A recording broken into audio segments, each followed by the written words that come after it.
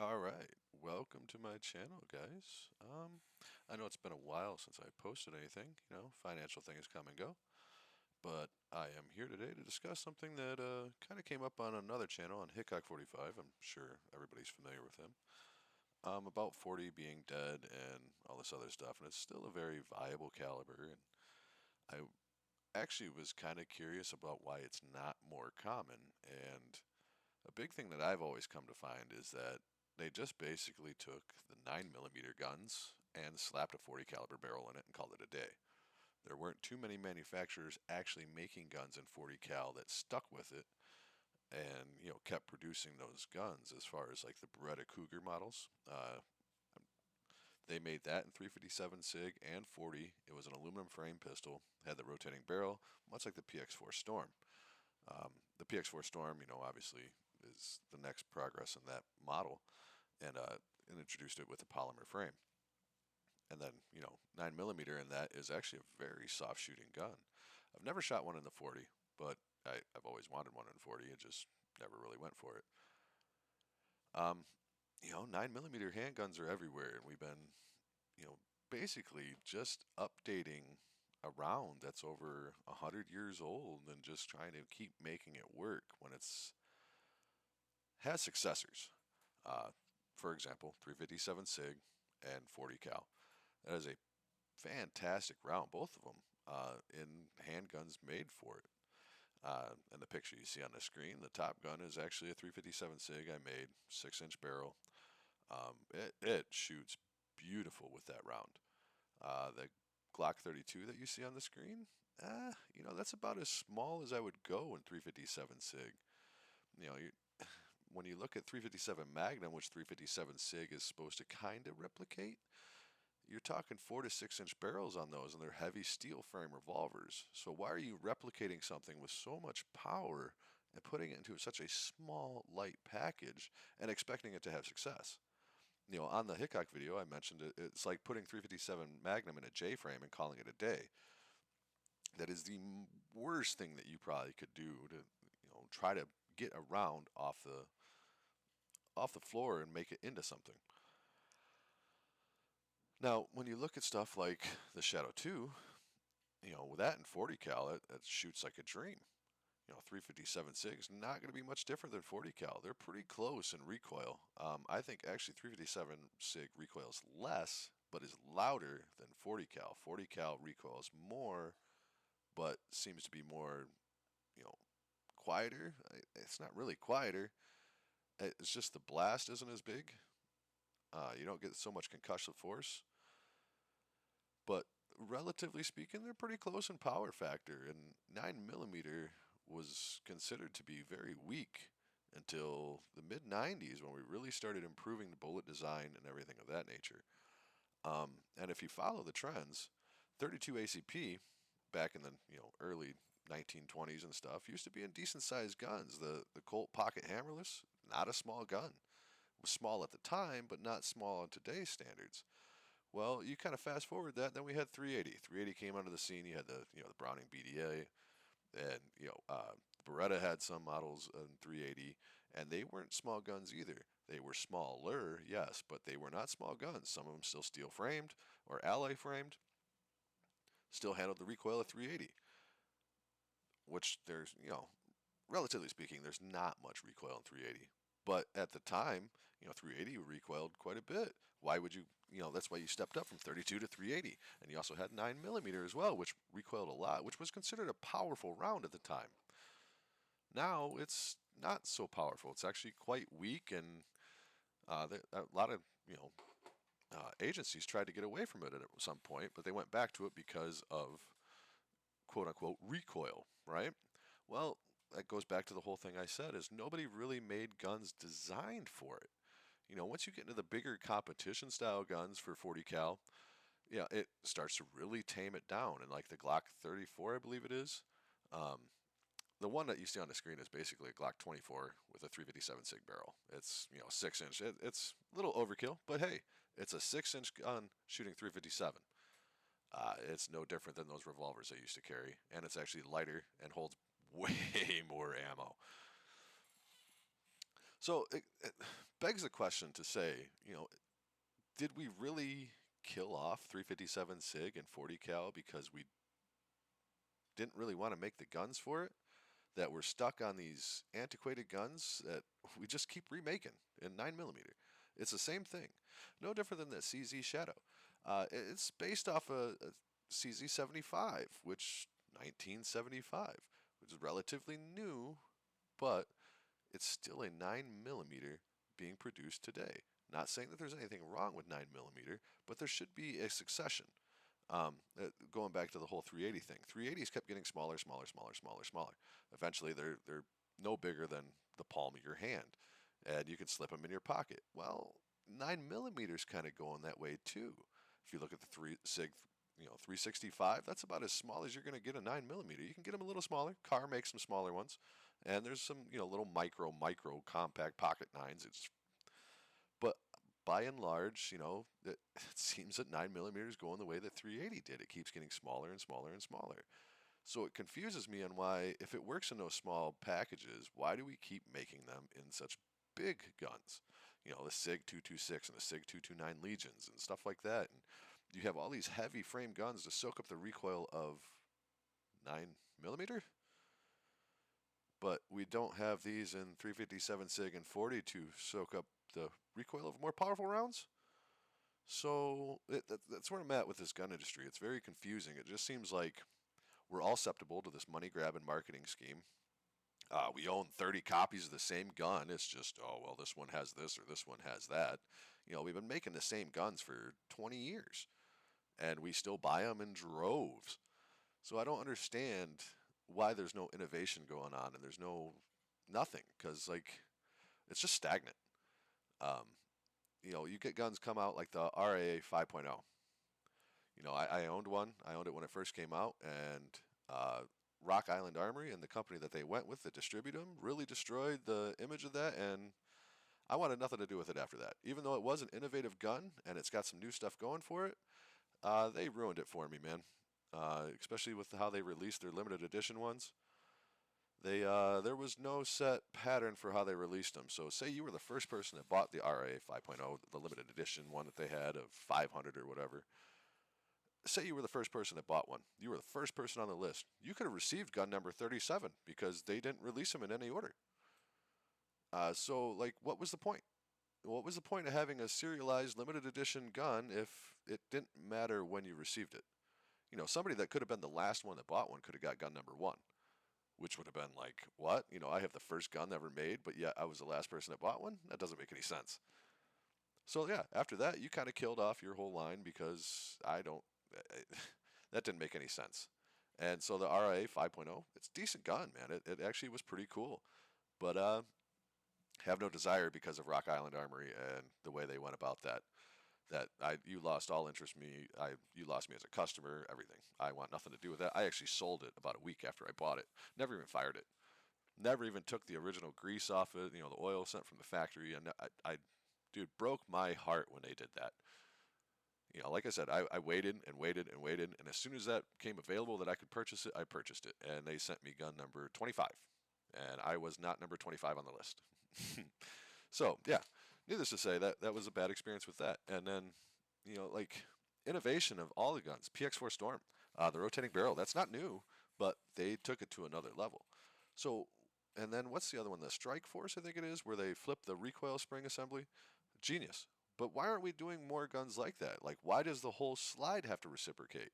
I don't understand that. Beretta has an exposed barrel and doesn't have a whole slide that reciprocates, so why can't we figure this out in other guns and just have the back half, which is really the auto-loading part of it, reciprocate or move inside the front of the frame?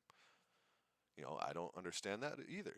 I don't understand why it's just we're dead set on making 9mm guns in every variety you can imagine, and that's it.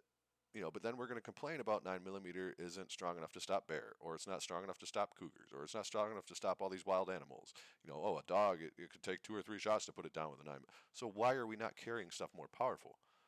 9mm isn't really all that powerful on humans. So, that's where I'm getting at with this is we have successors. We have more powerful rounds. We have rounds that'll do the job. but yet we seem to be stuck on guns that don't recoil. But yet we don't want 380, we don't want 32, we don't want 22 or 25. We want a 9. I'm just I'm lost on the direction of the gun industry and where we're going with this. You know, one token you're saying it's too weak, and then one token you're saying, oh, it's good enough. Well, what is it? I mean, are we going to make these guns better? Are we just going to keep making 9 millimeters and put them in 40-ounce guns so we can quote unquote delete recoil? Like, I just don't understand the direction of this and where we're going, and like the innovation of firearms is just stale.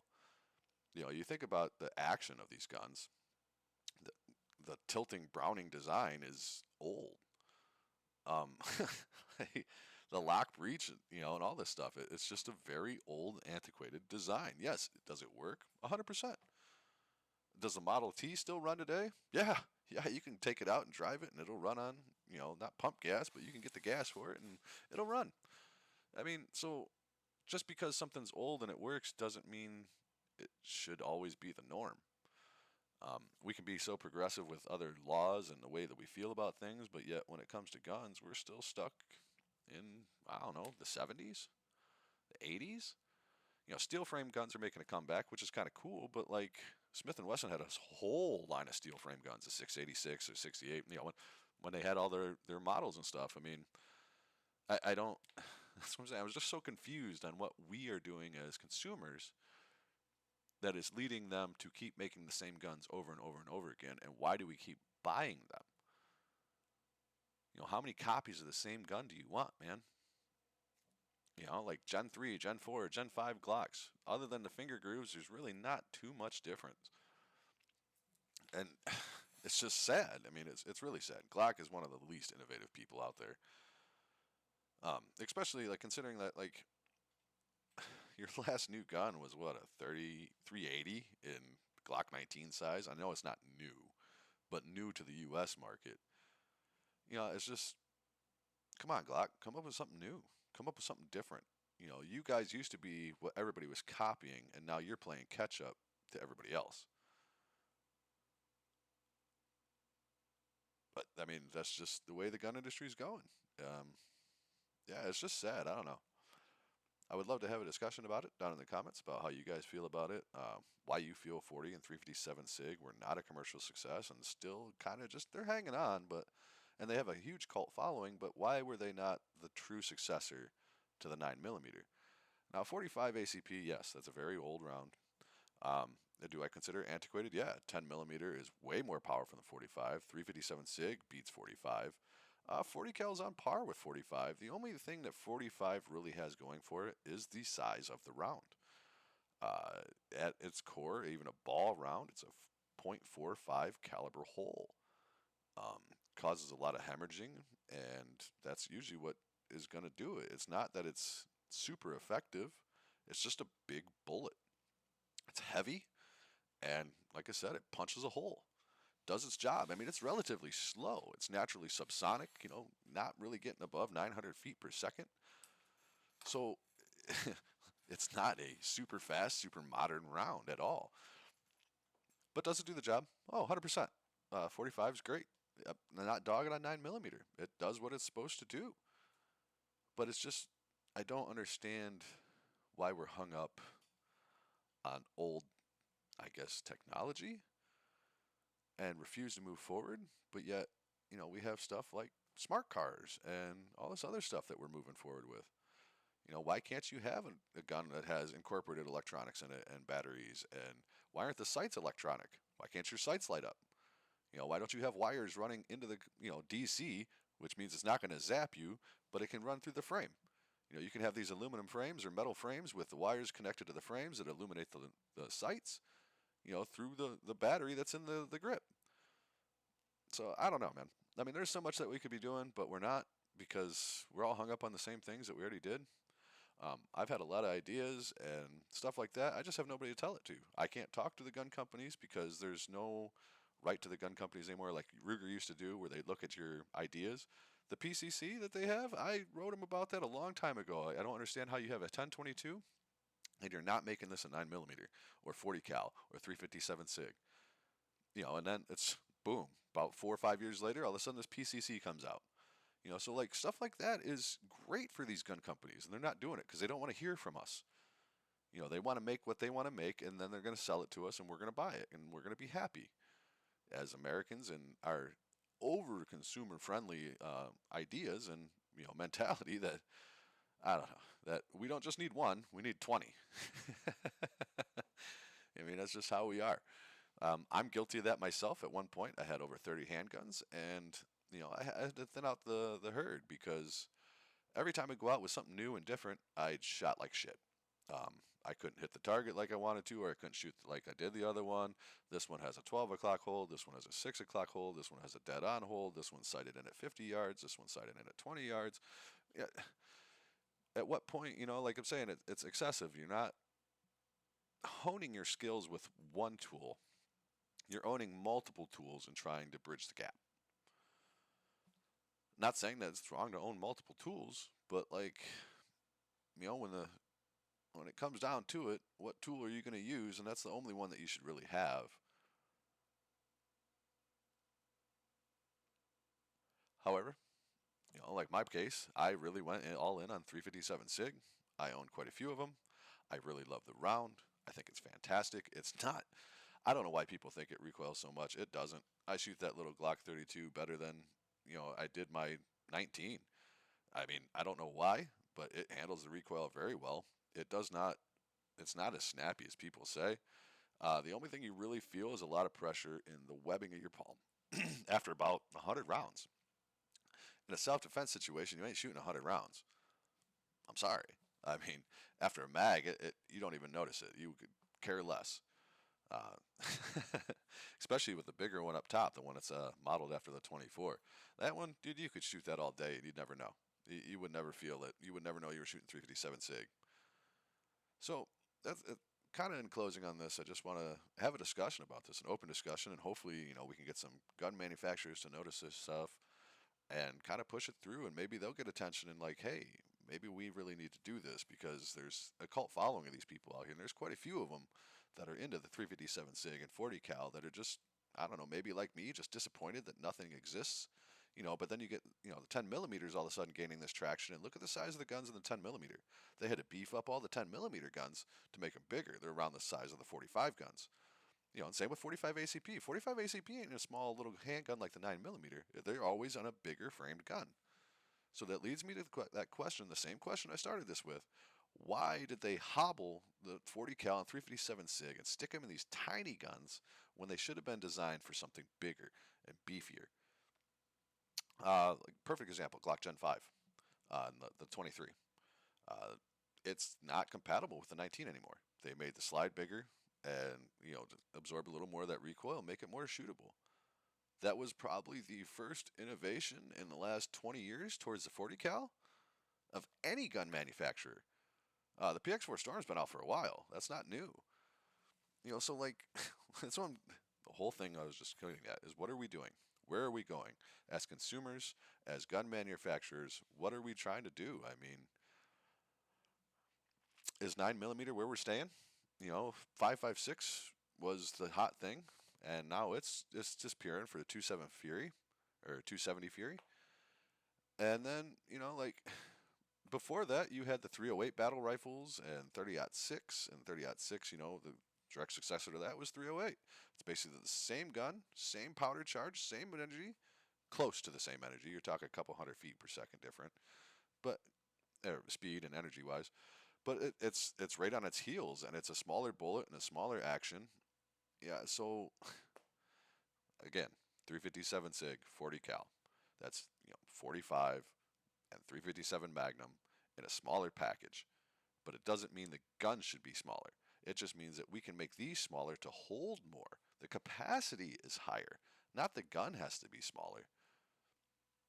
45. Look, you look at the difference between that and 40. You can fit 2 to 3 more rounds in a full size 40 over a 45, and honestly, it may be even more than that. But it's just the fact of how smaller the round is, and it's just as powerful. 357 SIG goes down the same route. I mean, it's the same size as 40 cal. So you're getting just as much in there. But as opposed to other 357 Magnums, you're talking 6 to maybe 7 rounds. I know there's 8 round or 357 magnums out there, but that's not very common, and you're not really going to carry a big 8-round cylinder. So, yeah, I guess in closing, let's just talk about this down in the comments. I'll try to be active, and if you guys have anything to say, about how you feel about even 9mm, 380. Me personally, I think 32 ACP should make a comeback, and they need to make them in bigger handguns and not these little micro mouse guns. Something in the Ruger, that Max 9 size. If you had that in 32 ACP, oh my God, you probably could fit 20 rounds in that little guy. Uh, who wouldn't want something that small with 20 rounds and that's able to, shoot like a 22? It has almost no recoil. 32 is fantastic. So anyway, let's chime off down in the comments down below, and yeah, let's have a discussion about this, man. I really want to talk about it. See what you guys think. See how you feel. Thank you for watching, and I appreciate you guys. Hopefully, I'll get back out in the range here soon, and we can have some more videos of me shooting the Shadow and the 357 SIGs. But again, thank you guys for watching, and have a good day.